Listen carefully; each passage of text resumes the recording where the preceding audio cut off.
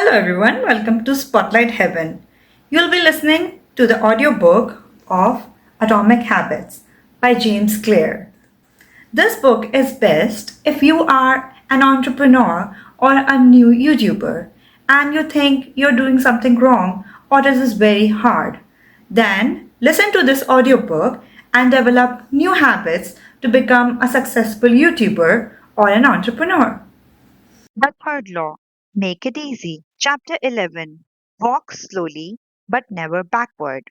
The first day of class, Jerry Usman, a professor at the University of Florida, divided his film photography students into two groups. Everyone on the left side of the classroom, he explained, would be in the quantity group. They would be graded solely on the amount of work they produce. On the final day of class, he would tally the number of photos submitted by each student. 100 photos would rate an A, 90 photos would be B, 80 photos a C, and so on. Meanwhile, everyone on the right side of the room would be in the quality group. They would be graded only on the excellence of their work. They would only need to produce one photo during the semester, but to get an A, it would be nearly perfect image. At the end of the term, he was surprised to find that all the best photos were produced by the quantity group.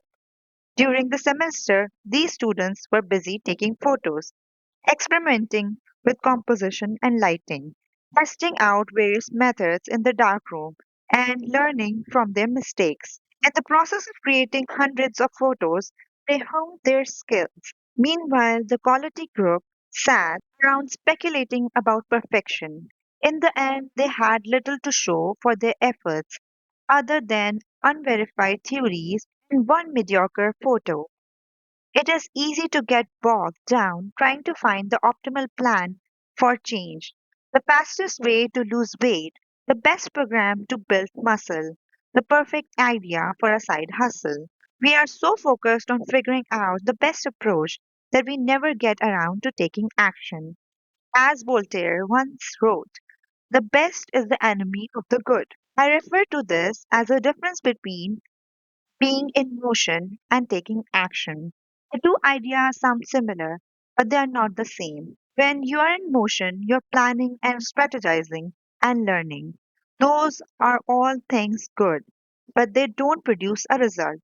Action, on the other hand, is a type of behavior that will deliver an outcome. If I outline 20 ideas of articles I want to write, that's motion. If I actually sit down and write an article, that's action. If I search for a better diet plan and read a few books on the topic, that's motion.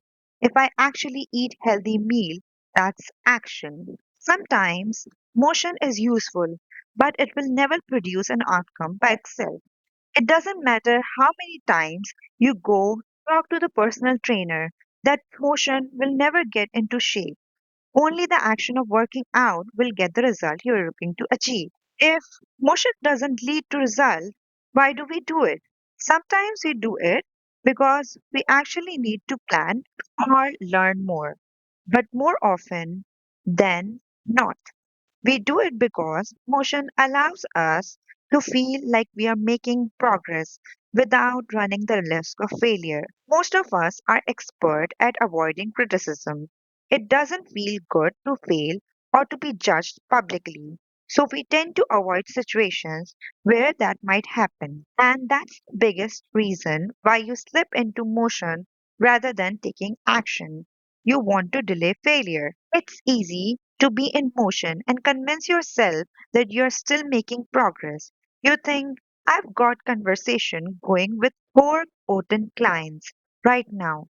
This is good. We are moving in the right direction. Or I brainstormed some idea for that book I want to write. This is coming together. Motion makes you feel like you're getting things done, but really you're just preparing to get things done. Preparation becomes a form of procrastination. You need to change something. You don't want to merely be planning, you want to be practicing. You want to master a habit. The key is to start with repetition, not perfection. You don't want to map out every feature of your new habit. You just need to practice it. This is the first takeaway of the third law. You just need to get your reps in. How long does it actually take to form a new habit? Habit formation is a process by which behavior becomes progressively more automatically through repetition. The more you repeat an activity, the more structure of your brain changes to become efficient at that activity. Neuroscientists call this long term potentiation, which refers to the strengthening of connection between neurons in the brain based on recent patterns of activity. With each repetition, cell to cell, signaling improves and the neural connection tightens. First described by the neuropsychologist Donald Hebb in 1949, the phenomena is commonly known as Hebb's law. Neurons that fire together wire together. Repeating a habit leads to clear physical change in the brain. In musicians, the cerebrum, critical for physical movement, like plucking a guitar string or pulling a violin bow, is larger than it is in non-musicians. Mathematicians, meanwhile, have increased gray matter and inferior parietal lobe, which plays a key role in computation and calculation. Its size is directly correlated with the amount of time spent in the field. The older and more experienced the mathematician, the greater the increase in the gray matter. When scientists analyzed the brain of taxi drivers in London, they found that the hippocampus, a region of the brain involved in the spatial memory, was significantly larger in their subject than in a non-taxi drivers. Even more fascinating, the hippocampus decreases in size when a driver retires, like the muscle of the body responding to regular weight training.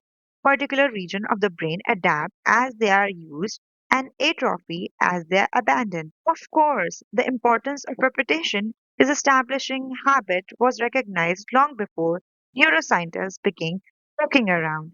In 1860, the English philosopher George H. Lewis noted, in learning to speak a new language, play on a musical instrument, or to perform unaccustomed movement, great difficulty is felt because the channel through which each sensation has to pass has not become established. But no sooner has frequent repetition cut a pathway than this difficulty vanishes. The actions become so automatic that they can be performed while the mind is otherwise engaged. Both common sense and scientific evidence agree. Repetition is a form of change. Each time you repeat an action, you are activating a particular neural circuit associated with that habit. This means that simply putting in your reps is one of the most critical steps you can take to encoding a new habit. It is why the students who took tons of photos improved their skills while those who merely theorized about perfect photos did not. One group engaged in active practice, the other in passive learning, one in action, the other in motion. All habits follow a similar trajectory from effortless practice to automatic behavior, a process known as automaticity.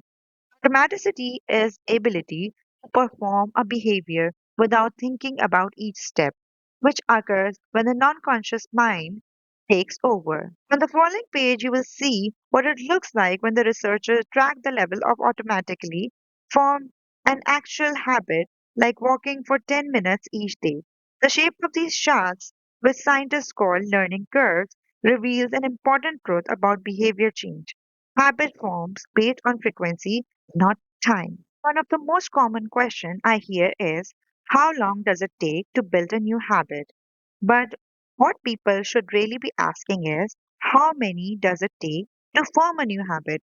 This is how many repetitions are required to make a new habit automatic. There is nothing magical about time passing with regards to habit formation. It doesn't matter if it's been 21 days or 31 or 300 days.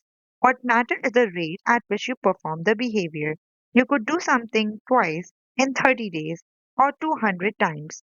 It's the frequency that makes the difference. Your current habit have been internalized over the course of hundreds, not thousands, of repetition.